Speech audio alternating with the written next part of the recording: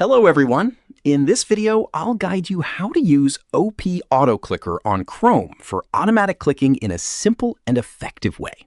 First, download and install OP Auto Clicker on your PC from its official website. Once installed, open the software and you'll see basic settings like click interval, mouse button, and click type. Set the interval according to your need. For example, a few milliseconds for fast clicking or seconds for slower actions. Now, choose whether you want single or double clicks and select the mouse button you prefer. Next, under Click Repeat, select either a fixed number of clicks or continuous clicking until you stop it.